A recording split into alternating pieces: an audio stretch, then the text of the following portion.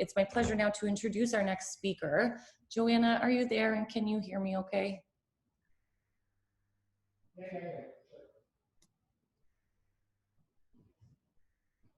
All right, everyone, bear with me just a moment. Just going to make sure that.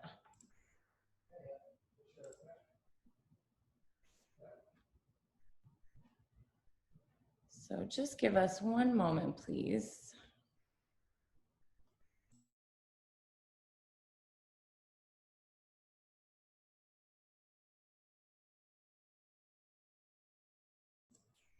JoAnna, can you hear me now? I think you're chatting with us. Oh, I see you're muted.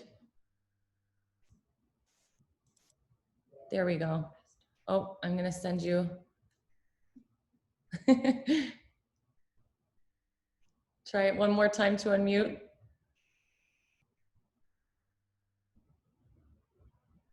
It's okay, we'll get there. It's this, it's a Zoom thing. Try again.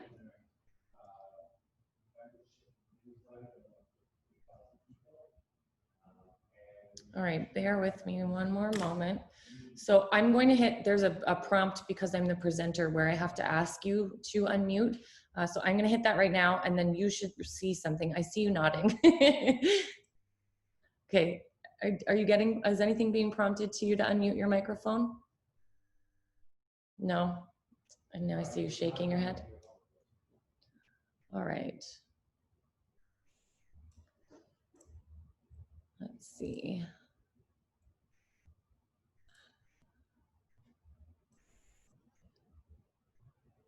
Sorry, everyone.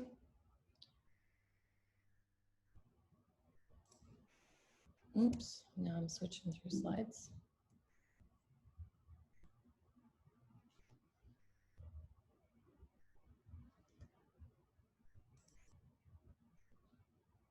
Try that one.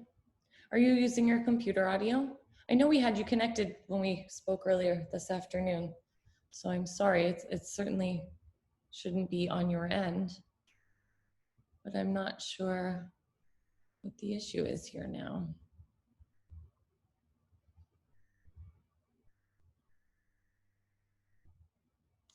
All right, hold on everyone, we're just going to take a look into this.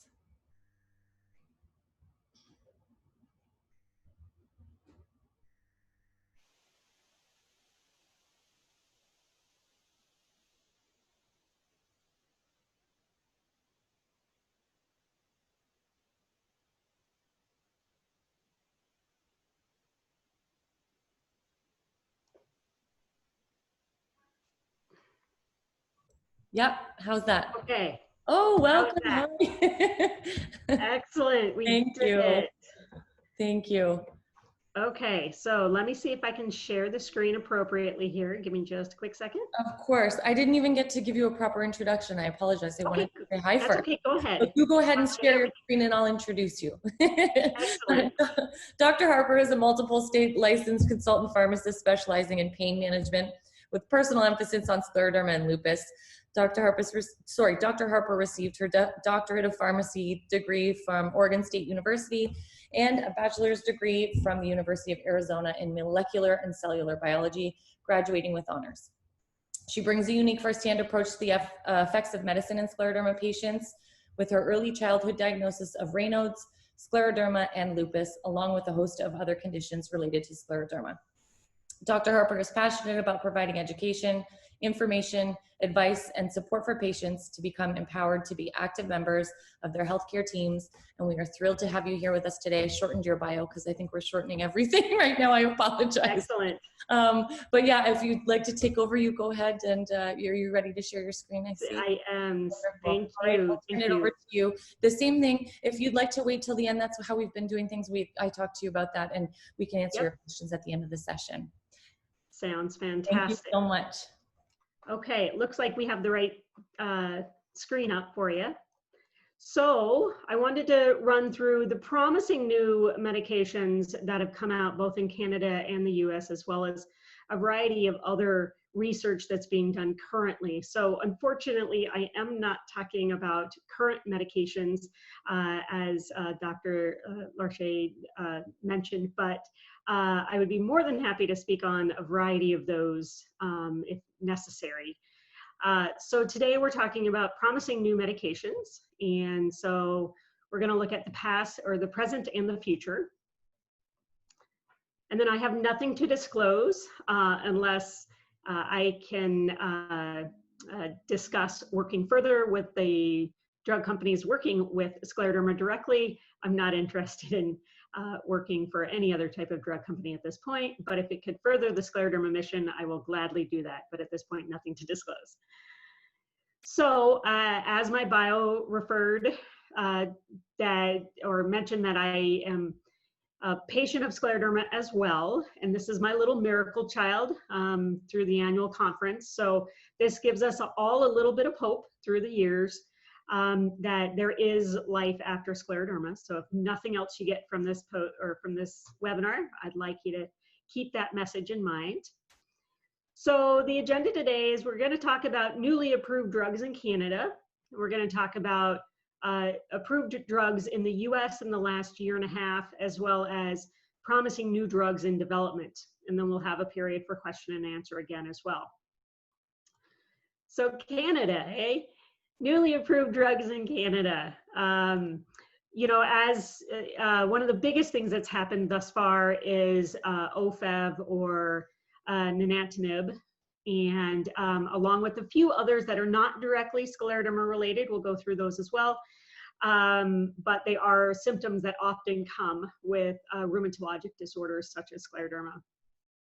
So nintedanib is OFEV, is the Scleroderma associated interstitial lung disease indication, which is profound that Scleroderma has an approved drug at this point. So that is very exciting. And it has a completely different mechanism of action.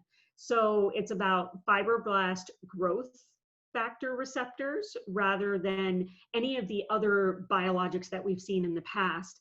And it also decreases, it works on the vascular endothelial growth factor receptors, because we do know that vascular growth and vascular changes are a big concern in the disease progress of Scleroderma. So it is an oral route. We're very excited about this. And I know that Canada did approve this specifically for Scleroderma, which it has been used for other things as well. But some of the side effects to consider are diarrhea, nausea, abdominal pain, and vomiting. So when it comes to side effects with any medication, our little joke is nausea, vomiting, diarrhea, seizure, coma, death, as a joke. But seriously, if you read the fine lines in any research, usually nausea, vomiting, diarrhea all exist in there. The ones specifically important to this one are the liver enzyme elevation, decreased appetite, which both of those are concerns for Scleroderma to start with, as well as decreased weight and hypertension. So those are all things to keep in mind that are side effects and things that are considered prior to putting you on that type of medication. And then other precautions for this particular medication are hepatic impairment, again, the elevated liver enzymes, fetal toxicity, as well as cardiovascular and bleeding risks. So those are all taken into consideration when the physician starts you on this type of medication. So another medication that has been approved is Uptravi, or Selexipag, for pulmonary arterial hypertension. And that works on the IP receptor agonists. That is an oral medication. So completely different mechanism from the ones that we've seen before with Scleroderma. But it is for pulmonary arterial hypertension, not necessarily with Scleroderma related. Side effects, again, headache and diarrhea, nausea, vomiting, of course.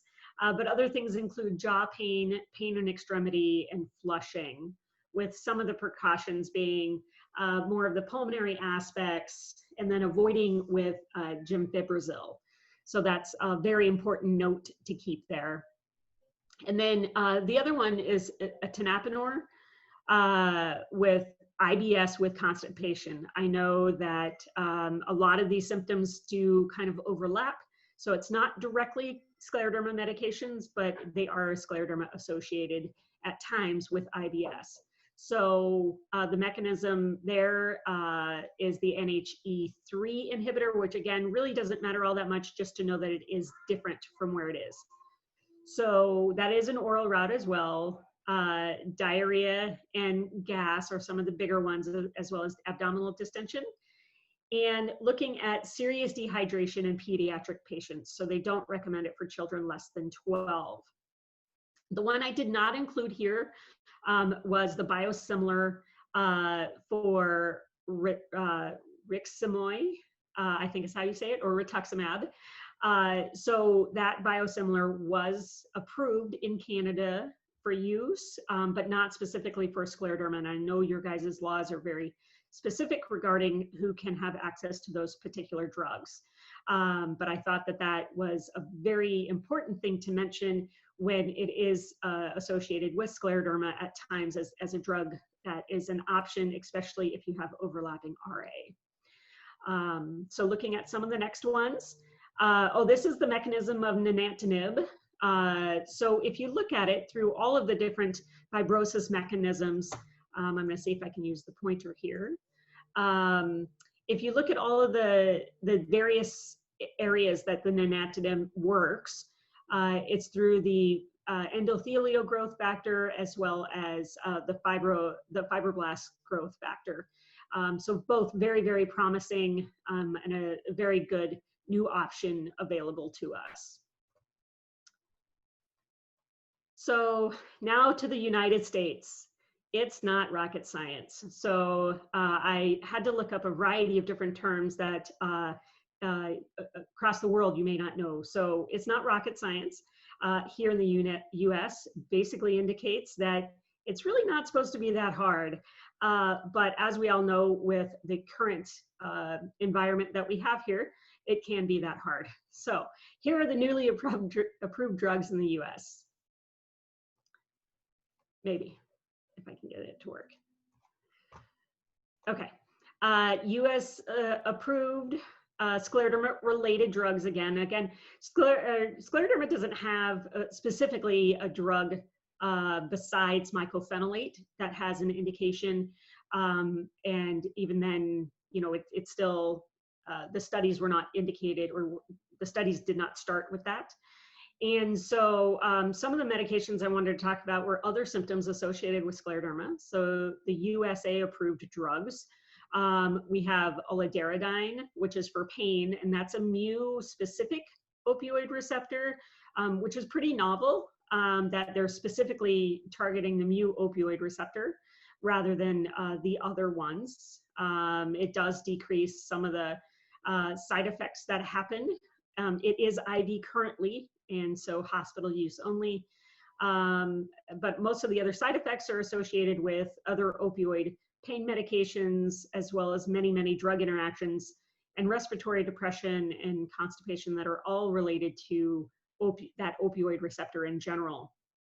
So some of the things that are important with scleroderma in particular is severe hypotension can occur as well as withdrawal for any patient. But the severe hypotension is something that we need to consider with scleroderma as well.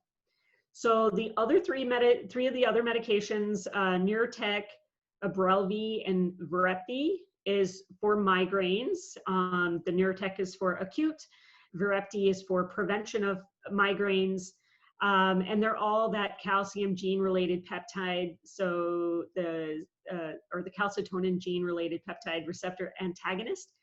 And so those all have something, the same mechanism of action, with some of the similar side effects being nausea, of course. And then some of the major ones are hypersensitivity with the Nurtec, as well as a lot of drug interactions with Ubrelvy. So those three for migraines in particular, and then Ibrella is for IBS with constipation. And so that's the same type of, that was the same drug as Canada, as well as diarrhea, abdominal distension, gas, and dizziness, as well as the dehydration.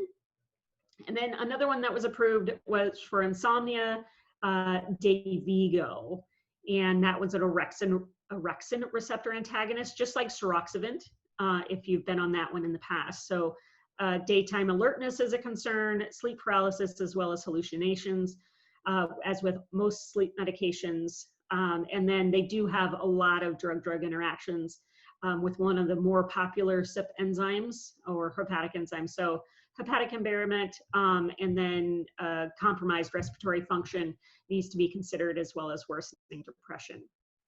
So as far as the US approved drugs, we are not as on the ball as Canada is currently, but there are a lot in production right now. So there is more promise on the horizon worldwide. And so here's the scleroderma specific medications or scleroderma specific trials using various medications.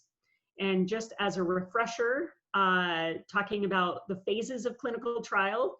So phase 1 is when they start with human safety with just a few tens-ish, 10 to 20, 10 to 40 patients. And then they expand the safety in phase 2, going to hundreds of patients. And then it takes several years to get phase 3 approval through using thousands of patients for both efficacy and safety. So if we remember, the pathogenesis of systemic scleroderma is pretty complex. So I wanted to draw attention to the TGF-beta, as well as the interleukins here. All of these play a very significant role in both T cells here, as well as B cells, and how that all interacts to create the collagen or the increased fibroblasts or myofibroblasts in the cells. So this tissue fibroblasts here, the immune function, again, like Dr. Lerche had mentioned, there is some concern, those who are interested in research when it comes to inflammation, they believe that inflammation came first, or those that think it's immune related think that the immune system was dysregulated first. Regardless, here are all the different factors that we have traditionally targeted with a lot of the biologics or disease modifying medications, or also called the MABs. So a lot of different targets that we have, but we're also bringing in new targets now. So there was a study for brentuximab, doetin. So it's been used for Hodgkin's lymphoma. It is an IV medication in phase 2 clinical studies currently, and also recruiting patients. So that is an IV medication that has a CD30 signaling. So they're looking at a completely different mechanism, which is fantastic, and that's based out of Canada as well as the US in a variety of different sites. And then we have teprotumumab, and that is, or Tepeza, that has already been approved for use in the US for other disease progress, but that is, again, a totally different receptor, totally different target, and it is IV, and they are recruiting patients as well. They are only in the initial phase 1 trials for scleroderma specifically. And then another one is the EHP 101, which is through Emerald Health, and that's the cannabinoid system, the CB2 agonist that Dr. Din talked about yesterday. And also they do have activity with the PPAR gamma, which you'll see further on in our list as well. So that's mainly through the US as well as Australia. And so that's in phase 2 trials, and that's an oral tablet. So I know that on the next slide, we'll talk about the other Corvus medication as well. But we also have KD025, which is a protein kinase 2 inhibitor. So this is incredibly exciting when it comes down to it about idiopathic pulmonary fibrosis. So this is going to be one of those medications that targets T cells. So again, another good target for pulmonary fibrosis. And then that is based out of the US, a variety of different sites, as well as they are recruiting patients currently. So an oral medication relatively well tolerated thus far. I do know that a variety of patients have been on Privigen or IVIG, if any of those sound familiar. So IG Pro 20 or Hizentra or IG Pro 10, Privigen, both of those are immune globulin products. And so it's only the difference in concentration, whether it's 20% or 10%. And so it's very exciting to be getting a study based on those, because I know that a variety of patients have used IVIG and received good results with scleroderma, but it's been very difficult to get a study started. So I'm very happy to see this one, and they are recruiting patients as well. Two others, I know it's kind of dry, so I apologize, but it is really exciting because there are so many different mechanisms, which is very new. As I've been following the research for the last 20 years. And so this is all very, very exciting. So hang in there, it's almost over. The igurodamod is used in RA currently with methotrexate in Japan and China, but it decreases the production of immune globulins and then also cytokines with regulatory, as well as regulating T cell subtypes. So again, decreasing T cells using the NF-kappa beta, which is another target that we have seen in the past. And then the last one on this one is MT7117. It's a melanocortin-1 receptor. It's in phase 3. It's been used for protoporphyrin before as a condition, but they're now trying it for scleroderma currently. So that is an oral medication as well. Again, all these different mechanisms prove that we're desperately searching for the cure and looking for more what the direct cause is, rather than just decreasing the overall immune system using, say, cyclophosphamide or methotrexate. So a few others for active or completed trials. So linabisum, which is the Corbus medication that he talked about yesterday, Dr. Din. That's a CB2 agonist as well, again, using the cannabidiol or the CB cannabinoid receptor rather than using the THC portion of it. And so that was in Canada, US, Europe, Australia, and Asia.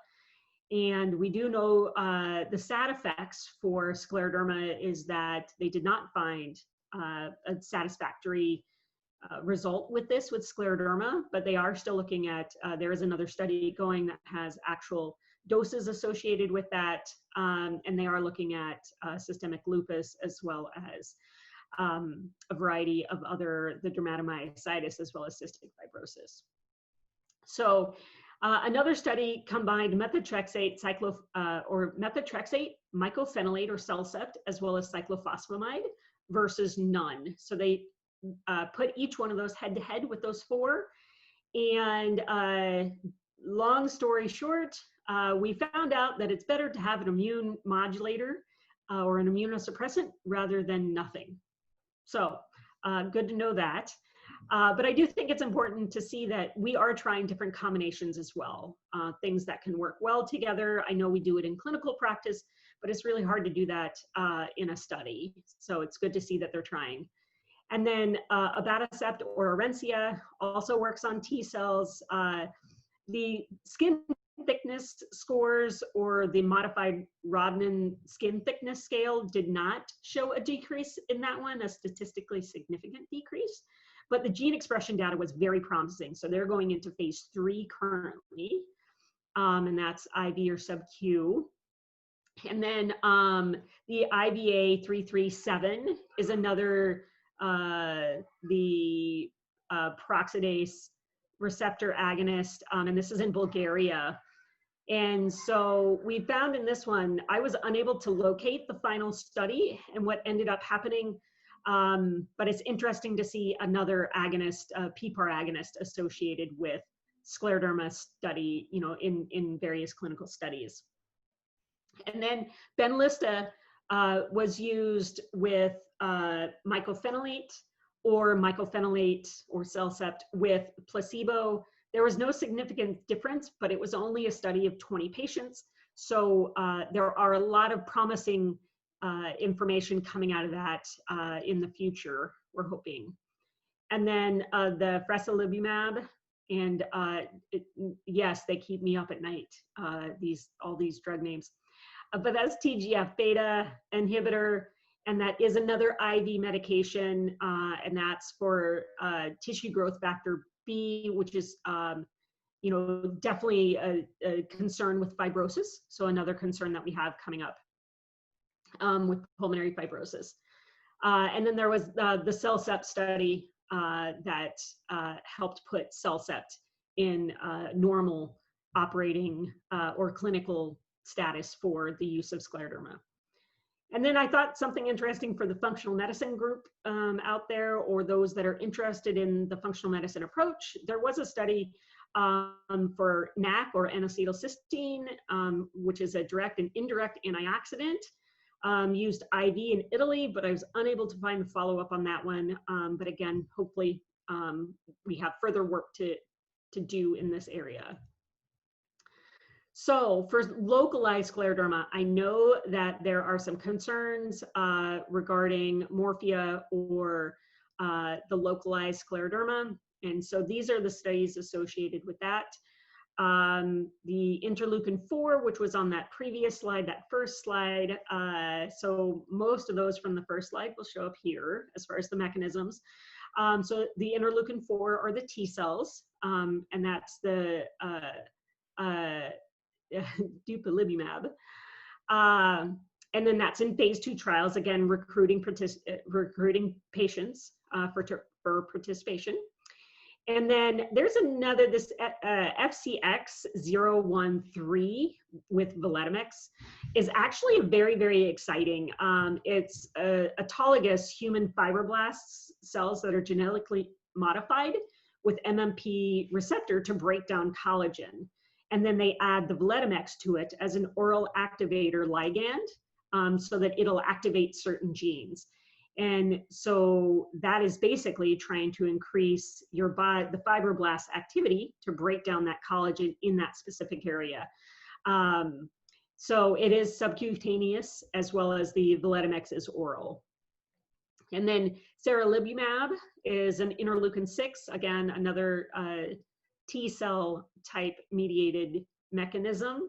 That's in phase 1 and phase 2 in 2 different trials with, again, recruiting patients. So all 3 of those are recruiting patients, which 2 in the US, 1 in Germany. Again, very exciting to have us in that category as far as active clinical studies. Another one is using Eucrisa, which has been out for eczema, but it's a PDE4 inhibitor, which has anti-inflammatory effects, not to be confused with PDE5, which is sildenafil, which has a totally different mechanism, just to confuse us all. But it's used topically to help decrease the inflammation. There were 8 patients, so a very small study, and it doesn't look like results have been posted on that one as of yet.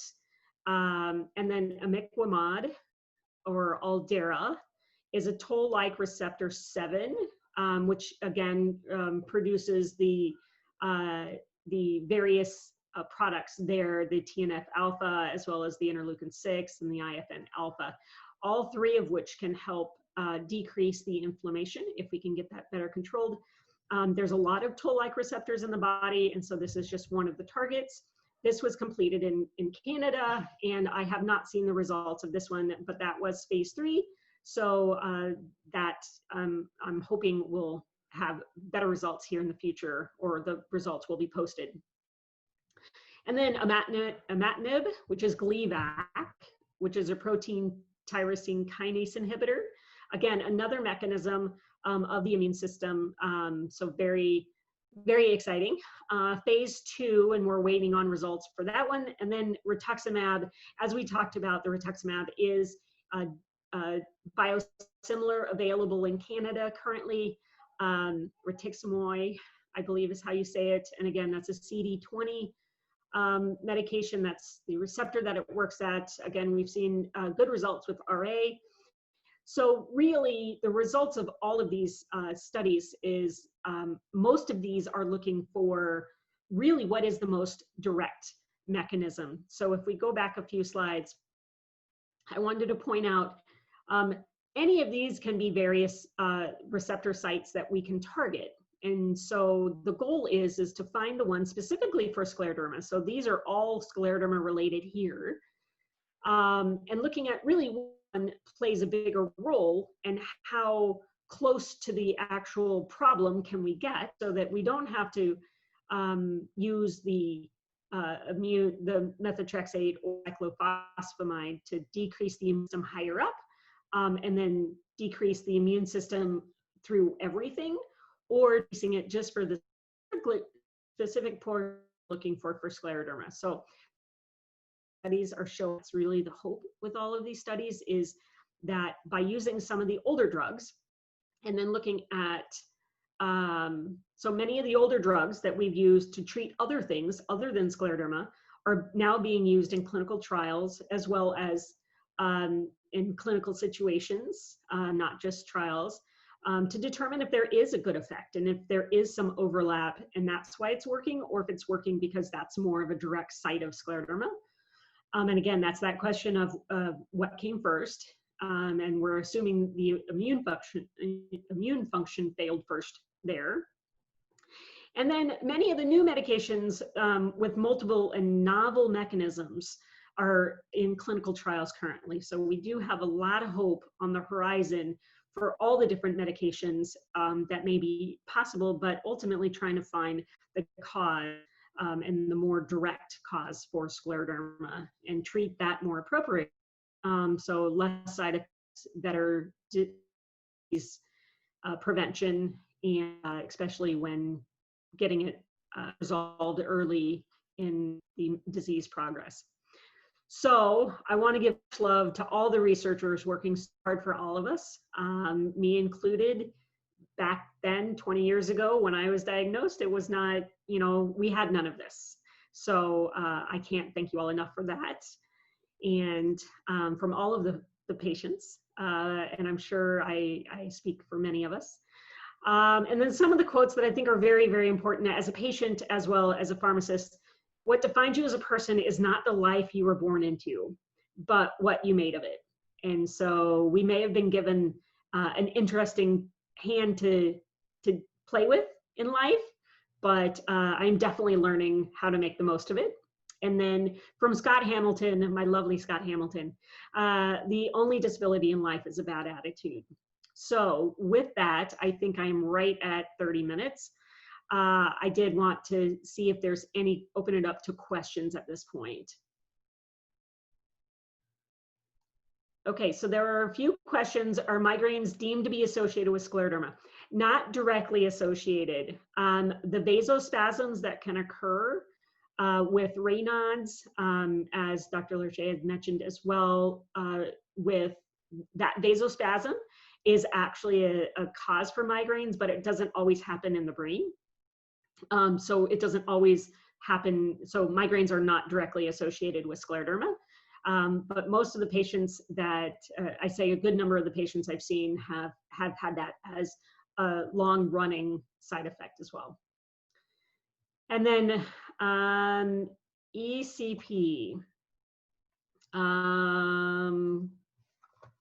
Could I get more clarification on that? I don't know who that was. But I know I can look it up very quickly. Can somebody give me further clarification on that ECP?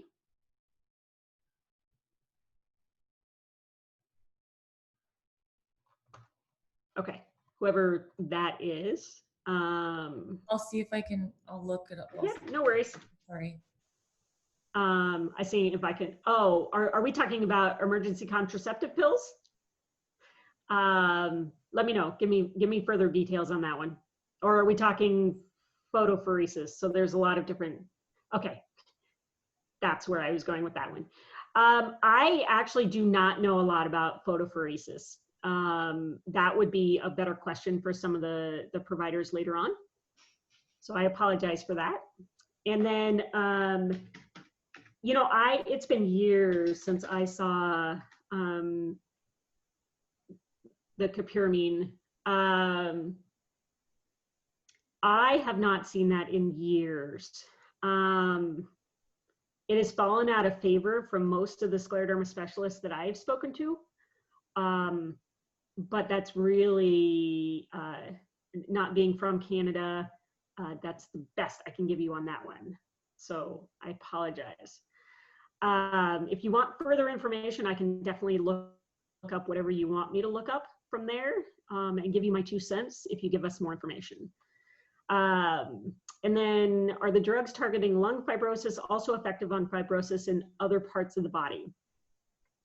So looking at fibrosis in general, oftentimes the mechanism is similar with lung fibrosis and skin fibrosis.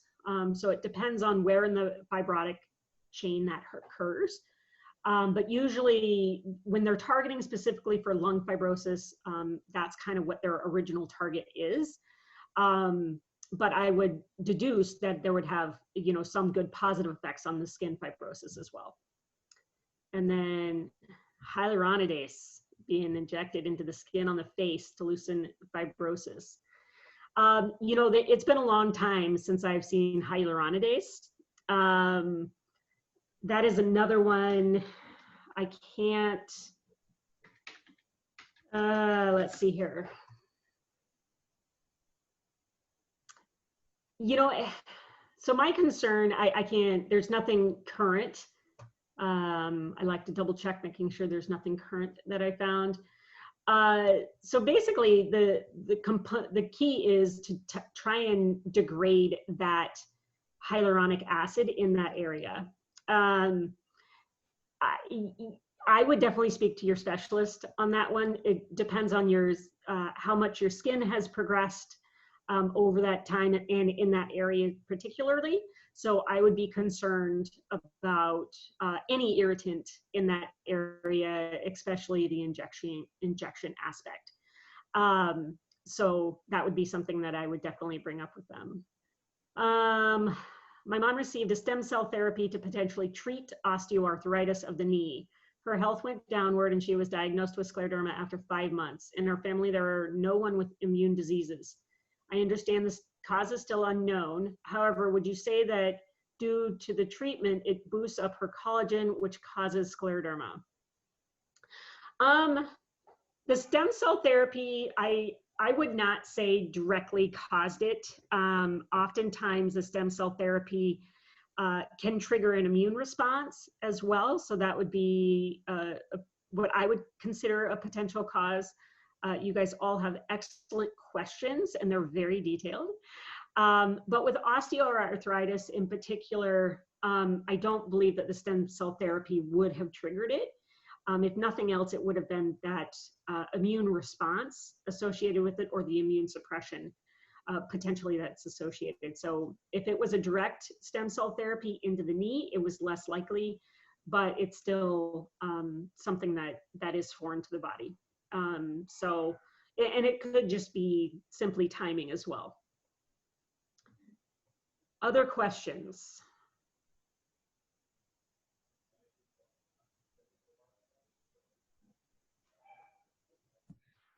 I know we don't type as fast. Yeah, that might be it for now, which is, as long as everyone is comfortable with that, it actually puts us right on time, which works well for everyone, I think.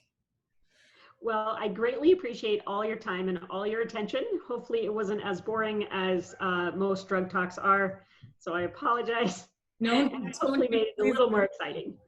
Thank you so much. Honestly, your time and your expertise are very valuable to us, but also the perspective that you have, being as unique as it is because you are a patient as well as a healthcare professional, is just one that's so invaluable to the scleroderma community. So we thank you for being with us. And we thank you for taking the time to answer all those questions as detailed as they were.